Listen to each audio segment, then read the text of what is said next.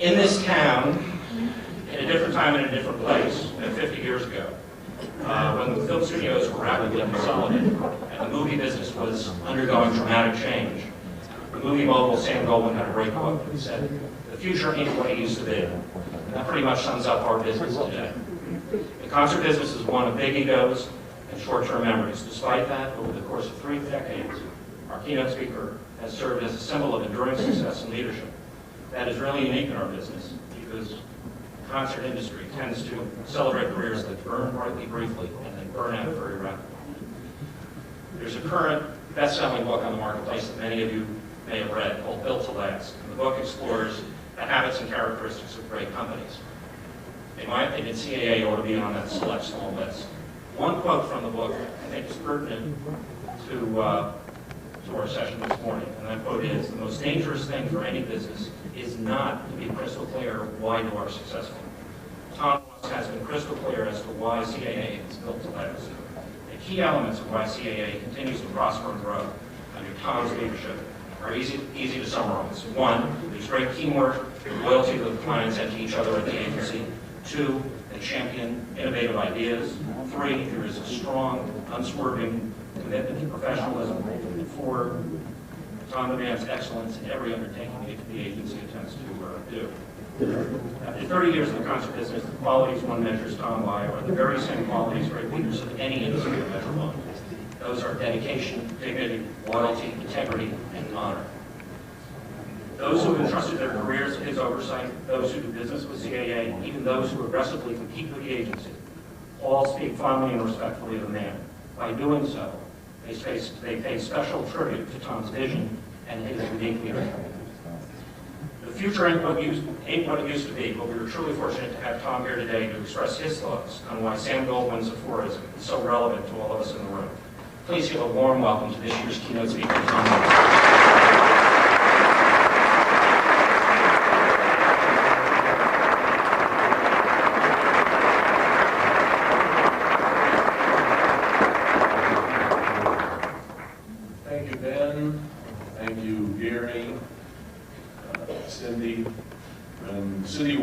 Called me last year and asked if I would do the keynote speech.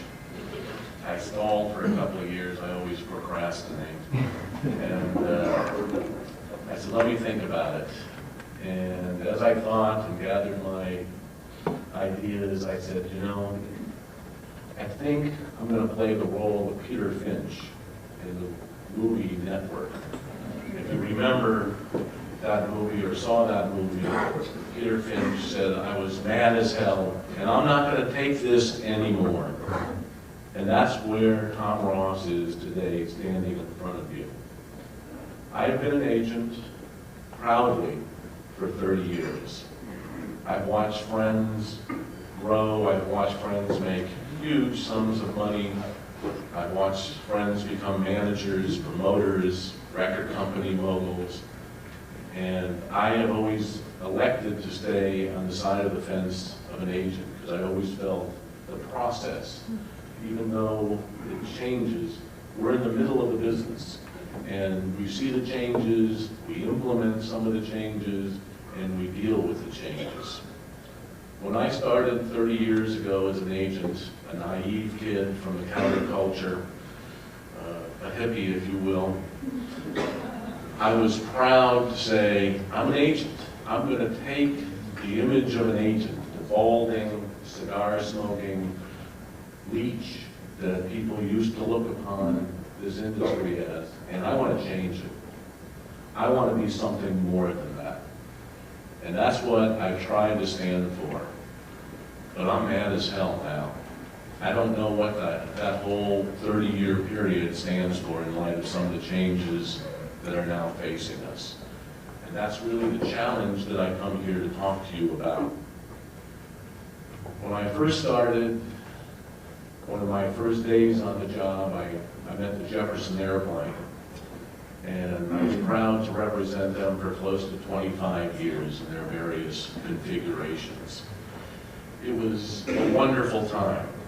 There was the Whiskey A Go-Go, the Cafe A Go-Go, the Electric Playground, the Electric Factory, the Kinetic Playground, the Fillmores, many of the people that were starting in the business, the Bill Grahams, the Belkins, the Maggots, they're still here.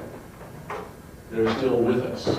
They're still trying to create new forms of entertainment. The business was exciting. It reflected a culture, a generation. It reflected things in the government that were wrong and exposed it. It reflected a culture and a society and showed what it was doing wrong. And I thought the whole world ran by music. I couldn't play it, but I felt I had a place in it, and I was proud of that place in the music business.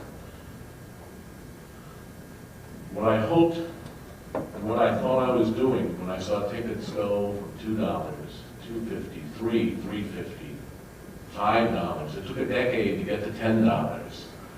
And then from there, we see today where it's 100, 100 and a quarter. It's a very fast-changing business. It's a fast-changing society. Radio drove the record business. We're still slaves to radio and the 20 slots they give us. Alternative radio was just starting back then. FM was just starting to get stations. Remember when alternative radio meant FM? That's what alternative radio was. That's when a DJ would say, here's a cut I heard last night, I want to play it for you. And DJs had a place in this business where they took chances. They weren't driven by profits and advertisers. They were driven by the love of artist product, of musicians, of the art. Record companies flourished. Some of the greats, the Mo Austins, the Joe Smiths, the Ahmet Ertegans,